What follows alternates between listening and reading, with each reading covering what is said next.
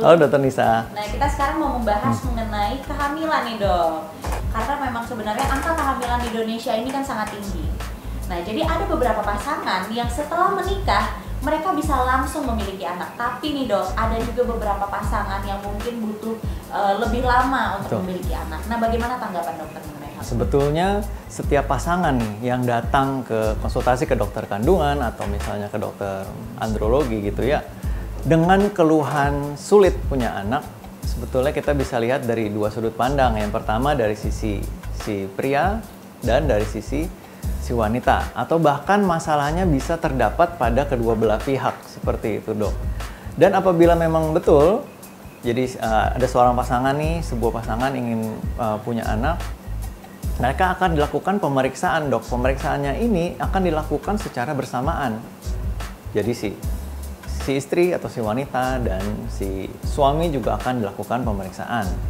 Tapi sayangnya dok, meskipun ada beberapa kasus sih dok, meskipun sudah dilakukan pemeriksaan yang cukup panjang dan banyak, masih terdapat beberapa kasus yang sampai sekarang belum diketahui dok. Kenapa sebuah pasangan ini memiliki kesulitan untuk hamil.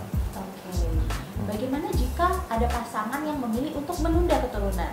Apakah itu baik? Nah, sebetulnya itu mungkin kembali ke pasangan masing-masing ya.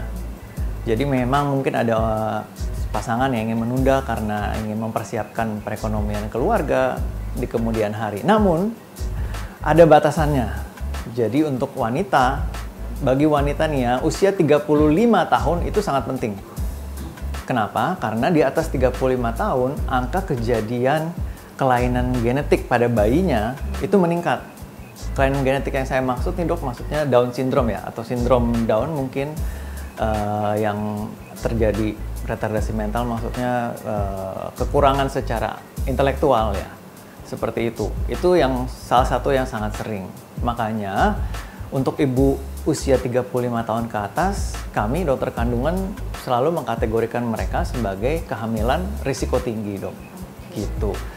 Dan sebaliknya untuk pria, nah ini lebih jauh lagi dok usianya. Kalau usia pria itu di atas 50 tahun dok, baru kita kategorikan ya berisiko terhadap kehamilannya gitu. Apa aja risikonya?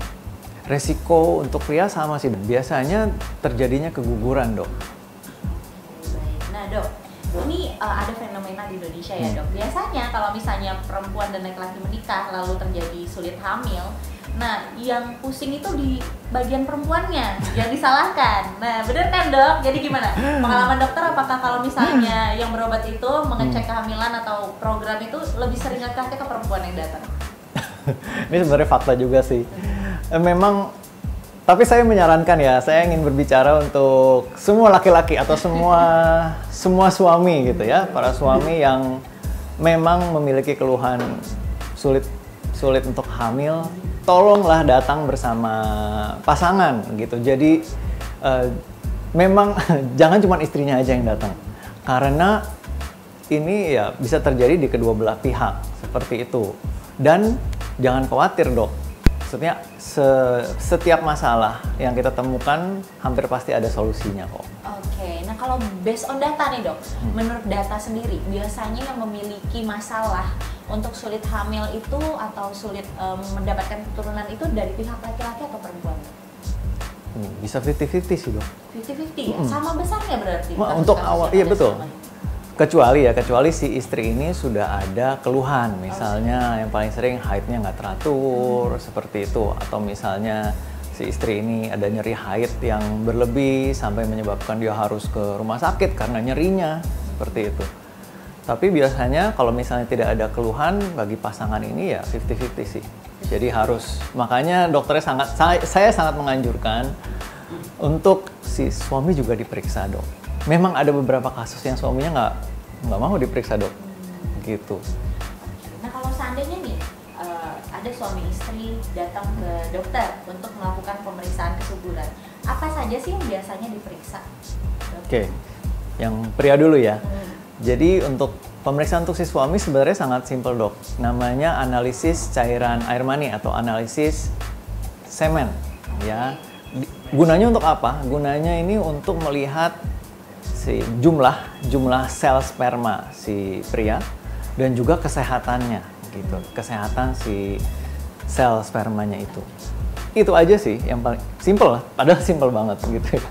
Dan untuk perempuan yang pihak istri ini lebih banyak pemeriksaannya. Pertama pemeriksaan darah untuk melihat kadar hormon, karena kalau kadar hormon seorang wanita tidak seimbang tentunya susah punya anak. Kedua mungkin akan dilakukan pemeriksaan USG untuk melihat bagaimana kondisi rahimnya, apakah ada kelainan. Dan juga yang terakhir akan diperiksa tes, namanya tes ovulasi. Tes ovulasi ini maksudnya untuk melihat apakah si wanita ini sudah melepaskan telurnya setiap bulannya, seperti itu. Oke, nah kalau misalnya nih dok, untuk mengidentifikasi sendiri nih, tadi kan dokter sempat sebutkan bahwa mens yang tidak teratur, ya kan? Terus hormon ini gimana? Apakah mungkin terjadi pertumbuhan bulu pada bagian-bagian yang tidak seharusnya pada perempuan atau gimana? Jadi gimana cara kita mengidentifikasi diri sendiri gitu dok? Sebenarnya yang paling gampang sih jangan stres itu dulu ya dok. Oke, karena stres ya. Sebenarnya kondisi yang paling optimal untuk memeriksakan kesulitan untuk hamil ini ke dokter kandungan adalah setelah periode 1 tahun setelah menikah. Itu minimal. Jadi minimal diperlukan 1 tahun di mana sepasang suami istri ini melakukan hubungan intim secara teratur. Maksudnya setiap 2-3 hari sekali. Kemudian tanpa kontrasepsi. Ya, tentu tanpa kondom. Ya. Apabila sudah dilakukan itu semua dan belum mencapai kehamilan, monggo boleh langsung pemeriksakan ke dokter kandungan. Tapi dok, ada tapinya. Ada beberapa kondisi khusus ya dok, di mana kita akan melakukan pemeriksaan lebih dini. Yang pertama, apabila itu tadi si perempuan sudah berusia 35 tahun dan ke atas. Dan yang kedua, perempuan ini haidnya juga bermasalah atau tidak teratur. Karena itu lebih memerlukan pemeriksaan lebih lanjut dan penanganannya lebih panjang. Gitu. Nah, kalau laki-laki bagaimana dok? Apakah mungkin konsistensi sperma gitu, mungkin konsistensinya encer atau konsistensinya kental atau gimana yang mungkin kayak, oh ini kayaknya perlu diperiksakan segera? Kalau secara kasat mata sih mungkin tidak bisa terlalu dilihat ya dok ya, karena kita perlu melihat secara jumlah secara pastinya. Gitu. Jadi sangat penting dan juga periksanya sebenarnya sangat gampang ya dok. Jadi tinggal datang ke laboratorium setempat, kemudian untuk memeriksakan namanya semen analisis atau analisis cairan air mani. Dari situ misalnya terjadi gangguan atau kelainan, anggaplah jumlahnya sedikit atau misalnya ada bentuk sel sperma yang kurang baik seperti itu. Ini tentu ada penanganan lebih lanjutnya sih dok.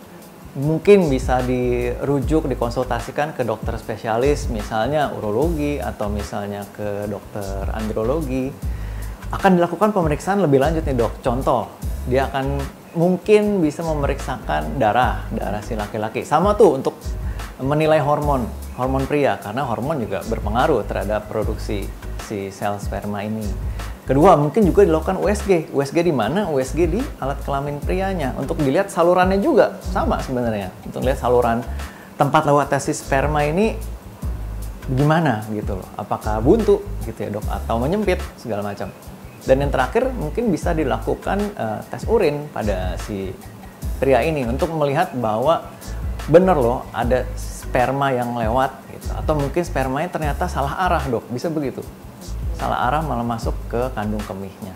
Gitu. Nah ini menarik nih dok. Jadi kan banyak memang pemikiran di Indonesia yang mengatakan bahwa ketika setelah menikah harus langsung memiliki anak. Nah akhirnya karena omongan-omongan tetangga dan lain-lain itu membuat si wanita ataupun si prianya jadi stres. Dan tentunya kalau ingin memiliki anak jangan stres, dokter bilang tadi ya. Apa nih tipsnya buat para penonton yang mungkin baru menikah untuk cepat memiliki keturunan, mungkin durasi atau mungkin yang sempat dokter bilang tadi ya, melakukan hubungan suami istri 3 hari sekali, 2 hari sekali, gimana dok? Nah itu yang paling penting. Jadi hubungan intim yang teratur ini sangat penting. Kuncinya ada jedanya dok. Jangan sehari 3 kali misalnya seperti itu. Ini kan konteksnya baru menikah gitu ya. Kalau sehari 3 kali ya pada saat yang ketiga ya otomatis sel spermanya lebih sedikit daripada yang sebelumnya karena perlu waktu bagi si pria ini untuk memproduksi sel sperma yang baru. Dengan waktu optimal ya setiap 2 sampai 3 hari sekali. Dan juga faktor stres itu sangat penting sih dok. Jadi yang sebelum pandemi saya selalu menyarankan staycation sih. Staycation ya? Tanpa HP, kalau bisa tanpa televisi. Gitu. Supaya makin harmonis. Iya. Nah, kalau misalnya untuk makanan sendiri bagaimana dok? Kan banyak makanan-makanan mungkin suplemen omega 3 ataupun apapun itu yang katanya bisa membantu meningkatkan kesuburan baik pada pria maupun wanitanya. Apa yang bisa dokter sarankan? Kalau suplemen sih dok sebenarnya cukup baik ya semuanya. Cuman yang sudah terbukti secara data pertama tuh rokok sih. Rokok baik untuk si suami ataupun istri. Ya kalau si suami akan mempengaruhi dari jumlah sel sperma dan bentukannya seperti itu. Dari si istri juga sama. Ya kita tahu rokok dampaknya negatif seperti itu. Kedua alkohol. Dan yang ketiga meminimalkan konsumsi kopi dok.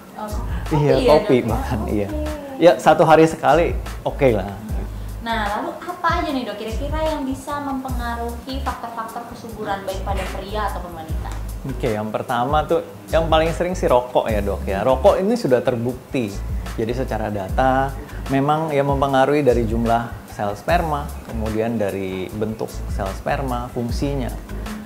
Untuk si wanita juga sama. Ini akan mempengaruhi kesuburan atau kesehatan dari indung telur si perempuan. Dan yang kedua itu alkohol sih.